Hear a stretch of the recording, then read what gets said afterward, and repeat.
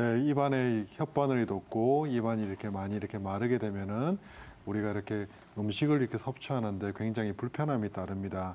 아무래도 요즘 이렇게 날씨가 이렇게 더운 이후에 기운이 많이 좀 떨어지고 그런 이후에 심장에 이렇게 열이 많게 되면은 이런 이렇게 증상을 가진 분들이 많이 이렇게 한의원에 오시게 되는데요.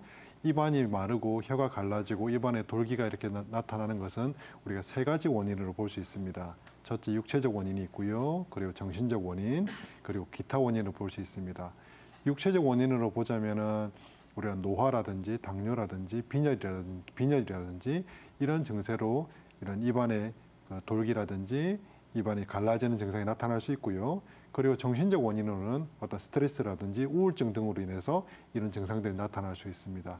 그리고 기타 원인을 보면은 방사선 치료라든지 항암 치료 이후에 이런 증상들이 나타날 수 있겠습니다. 한의학적으로 보자면은 이런 증상들이 입 안에 돌기라든지 혀의 갈라짐의 증상이 나타났을 때 치료의 대법은 열을 내리고 진액을 보충해 주는 것입니다. 이 열을 내리는 장부 중에서 가장 중요한 장부가 심장이고 위가 되겠습니다. 한약에서 혀는 심지묘라고 했습니다. 심장의 싹이라는 뜻이죠. 즉 심장의 경락이 혀에 많이 이렇게 반영이 됩니다.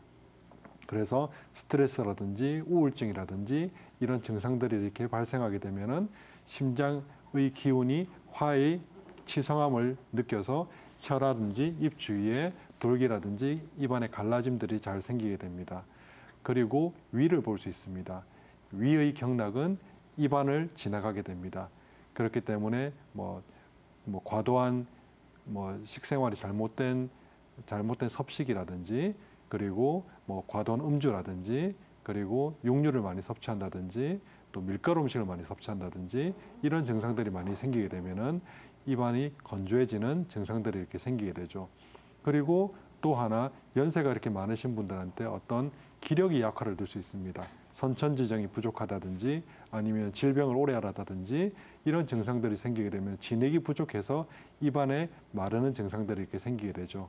그래서 한의학에서는 진액을 보충해주고 열을 내려주는 치료법을 하게 되는데요. 특히 진액을 보충해주는 것도 중요하지만은 우선 열을 내려주는 것이 더 중요합니다. 왜냐하면은 얼마 전에 굉장히 더운 여름이 있었고 그런 것으로 인해서 심장이라든지 위의 경락이 열을 많이 받았을 가능성이 크기 때문입니다.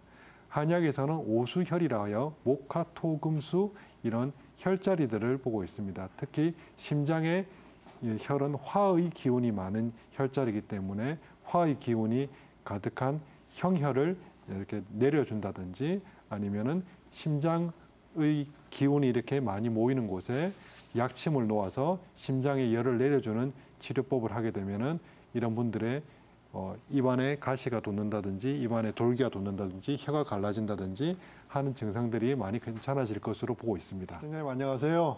네, 안녕하세요. 네네, 손 떨림 때문에 고생이 많으실 텐데 지금 오른손만 떨리시는 거죠?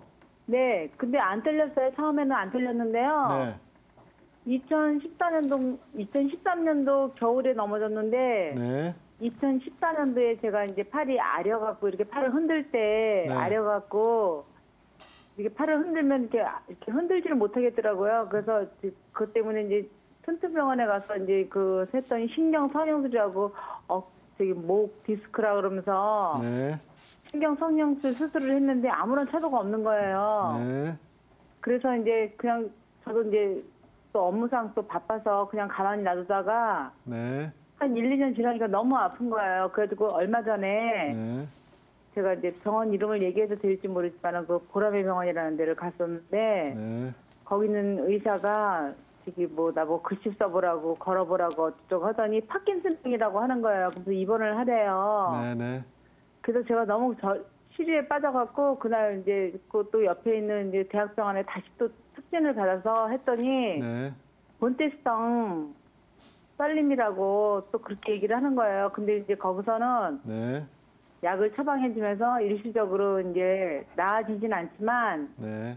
이 약을 하루에 반 알씩 아침 저녁으로 먹으면 썰림은 조금 완화는 된다. 그렇지만 나지는 않는다. 이러면서 네. 이 약을 주더라고요. 근데 이제 그 약을 먹으니까 그게 뭐 한 일주일부터 효과가 있다고 하기는 하는데 저는 약을 평상시에 안 먹으니까 네. 그 약을 먹으니까 하루도 안 돼서 그 떨림 증상이 조금은 완화되더라고요. 그래서 네. 이제 제가 이제 고객을 상대하는 입장 그런 직업을 갖다 보니까 네, 네. 글씨 쓰는 게 제안을 받는데 저는 무거운 거는 굉장히 잘 들어요. 무거운 거. 네, 네.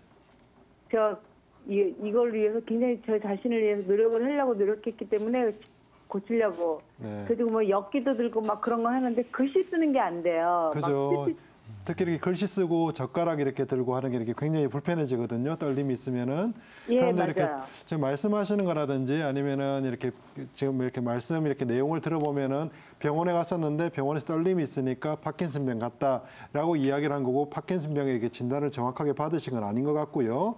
그리고 대학병원에 가서도 이렇게 진단을 받으셨는데 진단을 받아보니 파킨슨병보다는 그냥 이렇게 특별히 이렇게 원인 없이 이렇게 나타나는 본태성 진전이라는 요런 이렇게 그 진단을 받으신 것 같아요. 그런데 이렇게 제가 이렇게 볼 때 우선 다른 진단을 더 해봐야겠지만은 우선 이렇게 말씀만 이렇게 들었을 때 어떤 유발인자가 처음에 이렇게 넘어지려고 할 때 팔을 이렇게 잡으면서 그때 이렇게 팔의 통증을 느끼고 그 이후로 통증이 계속 이렇게 아리는 증상들이 나타나면서 한 1년 정도 지나니까 떨림이 나타났다라고 이렇게 말씀을 하셨는데 저는 여기에 주목을 해보고 싶거든요.